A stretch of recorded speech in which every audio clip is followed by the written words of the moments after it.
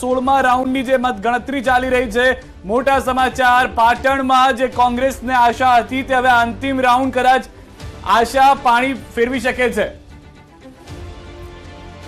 અશરફ અમારી સાથે પાટણથી જોડાઈ ગયા છે। અશરફ, જે છેલ્લા રાઉન્ડનું કાઉન્ટિંગ ચાલી રહ્યું છે, શું અપડેટ છે? તમામ લોકો પોતાના નખ ચાવી રહ્યા છે અહીંયા બેસીને। બિલકુલ સિદ્ધાર્થ, ચોક્કસથી ગુજરાતની 23 બેઠકોમાંથી એક પાટણ વિધાનસભા લોકસભા એવું હતું કે જે શરૂઆતથી એટલે કે 15મા રાઉન્ડ સુધી સતત જે કોંગ્રેસના ઉમેદવાર છે ચંદનજી ઠાકોર જે લીડમાં હતા, પરંતુ જે રીતે 16મા રાઉન્ડની ગણતરી થઈ છે એટલે કે હવે લગભગ અંતિમ રાઉન્ડ જે બાકી છે, એટલે અત્યારની સ્થિતિએ 16મા રાઉન્ડમાં ભાજપના ઉમેદવાર ભરતસિંહ ડાભી છે 8,000થી વધુ મતથી આગળ નીકળે છે। ચોક્કસ છે કે જે આશાઓ હતી ચંદનજી પર ત્યાં હવે ધીરે ધીરે જે શહેરી વિસ્તાર આવી રહ્યો છે ત્યાં પાસે શહેરી વિસ્તારમાં ત્યાં ક્લિક થઈ રહી છે સિદ્ધાર્થ। તો આ ઉત્તર ગુજરાતની બે બેઠકો જેના પર નજર છે, જેના પર ચર્ચા કરી રહ્યા હતા, પ્રગતિબેન પણ આપણી સાથે જોડાઈ ગયા છે। કેન્દ્રમાં સરકાર બનાવવા ખેંચતાણ શરૂ થઈ ગઈ છે સિદ્ધાર્થ, મોટા સમાચાર કહી શકાય।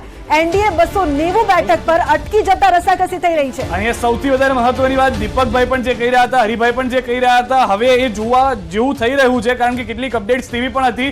મોદી શાહે ચંદ્રબાબુ નાયડુ સાથે વાતચીત કરી છે, કેન્દ્ર સરકાર બનાવવા ખેંચતાણ શરૂ થઈ છે, અને તેમાં આ સૌથી મોટી અપડેટ જે છે, એનડીએ 290 બેઠક પર 300 જતા જતા હપ્તીથી 290 અટકી જાય તેવી શક્યતા છે। કેન્દ્રમાં સરકાર બનાવવા માટે પ્રયત્ન શરૂ કરી દેવામાં આવ્યા છે, અને પરિણામો પહેલા જ મોદી અને શાહે ચંદ્રબાબુને ફોન કર્યો। વાતચીત શું થઈ તે કદાચ સાર્વત્રિક ના થાય, પરંતુ શરદ પવારે નીતિશ કુમાર સાથે વાતચીત કરી દીધી છે। અહીંયા આગળ ક્રોસ કનેક્શન થવાના શરૂ થઈ ગયા છે। જે નીતિશ કુમારને કમળ સાથે જોયા હતા, એ કમળ પાછું હાથમાંથી છૂટી જાય છે કે કેમ, તે પણ એક મોટી અપડેટ છે। બિલકુલ, કેન્દ્રમાં સરકાર બનાવવા જે પ્રકારથી ખેંચતાણ શરૂ થઈ છે, ભલે આંકડા જે મેજિકલ કહેવામાં આવ્યા હતા નથી આવ્યા સિદ્ધાર્થ।